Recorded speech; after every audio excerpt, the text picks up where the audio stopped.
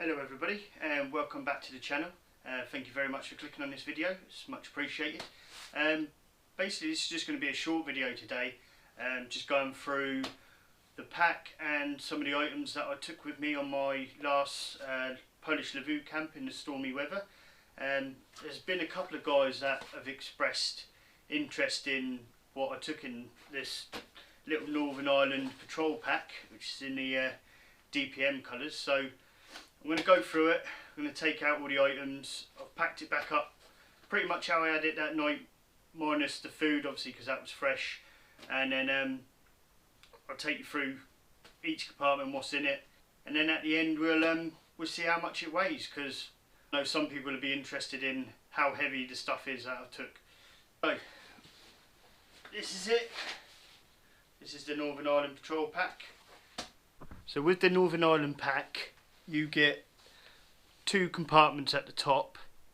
One's slightly bigger and one's slightly smaller. The smaller one's more for thin items, maps, etc., or little seats, and the top one's more for, you know, sort of first aid kits, knives, things like that, if you want to keep it in the top. So I'll just start taking the top one apart now.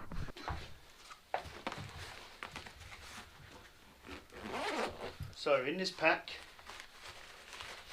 I have a small tinder pouch. It's actually an old tarp bag, but I use it as a tinder pouch. So that'll have things like birch bark, fat wood, things like that in it.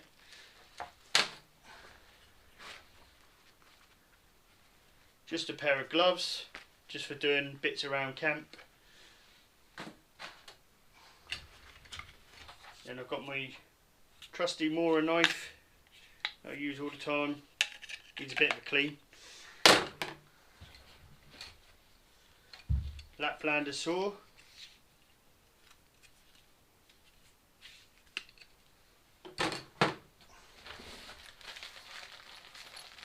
Always carry a first aid kit, even if it's a basic one. Charging cable. Head torch. And the last thing in here is my power bank. This is a 24,000 milliamp power bank. So this is designed to go probably for a week, but I just charge it up, and then every time I go for a camp I just keep it in the bag, and it's just there for any of my camera equipment or my my mobile phone, etc. So the top pouch, as you can see in there, is pretty decent size. You can fit quite a few things in there. Just for comparison, there's the power bank. So what we'll do now is we'll unzip this compartment, which is a little thinner.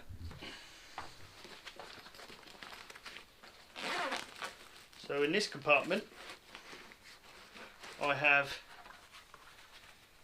a little leather seat. This is my tripod seat that I cut bits of sticks up and make a seat when I go, saves on space.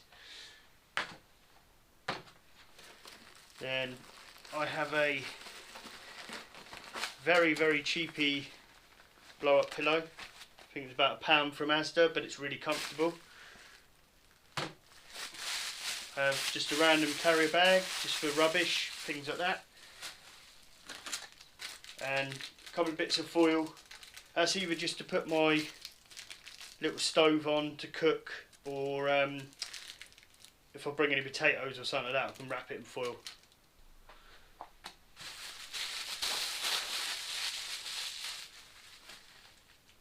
So that's the top compartment done. It's the middle compartment there. You can see it's a lot thinner. It's just enough to put slim items in, really. So the next compartment I'll do is this left hand side pocket here. So with these side pockets, they have a single buckle to the side, and then they have this part here to stop the elements getting inside with a little drawstring. And what I have in here is a litre of water. And what I took last time is some Fireball liqueur, because I like a bit of a drink when I'm out there. I usually put it in a hip flask, but this time I just put it in a bottle because it fitted in there. Could probably saved a bit of weight by not taking the bottle, and I have put water in here for the weight, just to make sure it's accurate. Also in this pocket, at the moment I've only got the bottle of 1 litre water and the bottle of drink there, but I did actually have some sausages wrapped up and some bacon wrapped up for my food.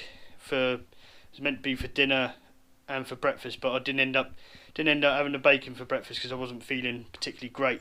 Right, so the next pocket on the right hand side, same again, same little arrangement, same drawstring. So in this one I have a little ground sheet, a couple of bits of paracord,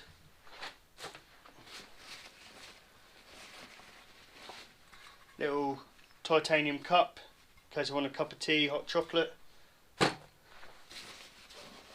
some toilet roll, you never know when you're going to need that, and some spare work socks. These are really important in the colder months, especially Mr. Hazard Outdoors. I know all about this and the cold feet. And a 15 litre dry bag. So I use these mainly to collect water from rivers to put out fires, but it can also be used if I've got wet gear that I need to put in my bag. So far we've covered the top pockets and the side pockets, and as you can probably see there's quite a lot of gear already in there. In the main compartment, which I'm just about to go into, I keep my shelter and my sleep system, but as you've seen from the pack I also keep the Loadout attached to the bottom. So for the main compartment, it's like many Bergens, it's just held with 2 clips, and then you have the main draw cord and then a draw cord here.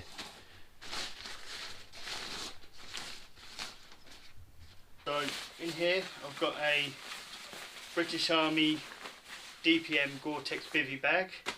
Don't necessarily need it, but I just find it's nice to know that when you're in the Loadout or when you're camping anywhere really, because I don't tend to camp in places where I'm protected from splashes from the side of the shelter, so I always take this. Next on here, and I know you're all gonna, someone's already mentioned this once, I've got my DD 3x3 tarp in there in a dry bag, and it is bright orange, but it doesn't tend to bother me, to be fair, because majority of the time, although in the last camp I did leave it hanging up, the majority of the time I will just stick it back in the bag once the tarp's up, so no one's going to see it. Then to insulate me from the ground, I have a Compartment Static V insulated pad. It's rated as a 4 season, but I'd say it's probably more of a 3 season, and in the real cold months I tend to just stick a reflective sheet underneath me, and that tends to do the job. Last but not least, my main sleeping bag. I don't have a stuff sack for this sleeping bag, but I just find it easier to just literally stuff it in the bag itself. I do this with my Pro Forces 66 litre bag and it works perfectly fine. So what I have in here as my sleeping bag, my go-to sleeping bag for winter time, is a British Army Arctic bag. This is the Mark II, so it's synthetic and down combination, so it does pack down a lot smaller than some of the other British Army bags.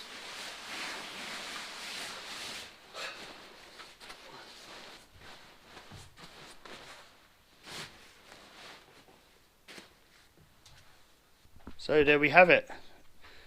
That is the bag in its essence. So you can see in there, it's fairly deep.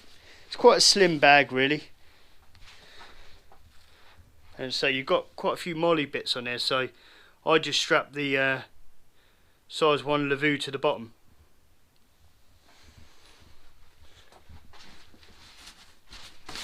So in here it reads Patrol Pack 30 litre DPM IRR, which is basically the infrared reflection stuff that they use on this material, and it was made in 2007, so it's pretty new.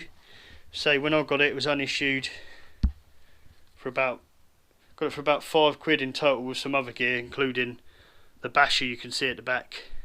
So as you can see, there's quite a lot of stuff there, and I could probably narrow this down even more by not using the Loadout or not taking the tarp and having a little bit more space in the bag.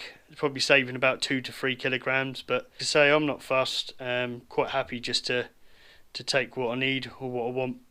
So hopefully that's given you guys a bit of an insight of the pack I used on my last wild camp, and it's answered any sort of queries or questions of, you know, that you've been thinking about buying the pack or what you can get in it. I think it's pretty good. You can get quite a bit in there. Obviously its limitations are, you know, you're not going to get everything you want in there, but I think as you go on with wild camping, you learn this, you know, what sort of stuff you might not need. I've got some luxuries in there that I don't need to take, so I could leave them behind, save the extra weight. But yeah, I like a comfortable camp, so I'll take what I need. I'll fill the bag to its capacity basically, and at the moment that's 30 kilograms, and that's manageable for me, so I'm not going to complain. So one thing I will mention before I go is the only negatives that I've got with this bag is the fact that it's got no waist strap and no chest strap, but because of the size of the bag and the fact that I'll keep it weighted down with the Loadout at the bottom, it doesn't tend to move much. If I'm honest, I don't even notice it's there really, if I'm completely honest. But I'll just show you what you can do if that's a problem for you. I can show you what you can do to rectify that. So on the back of the bag, you've got these 2 loops that are situated there. You can actually buy a waist strap that goes through them, and that solves the problem with that. With a chest strap, I don't think you really need one, but if you wanted to, you could probably put some loops in there and just get a chest strap on, but I don't think it's really necessary. You'd probably get them through them loops, to be fair. So thank you very much for watching. If you've got any questions, just let us know in the comments, and I'll endeavour to get back to you as soon as I can. So take care, and I'll speak to you soon.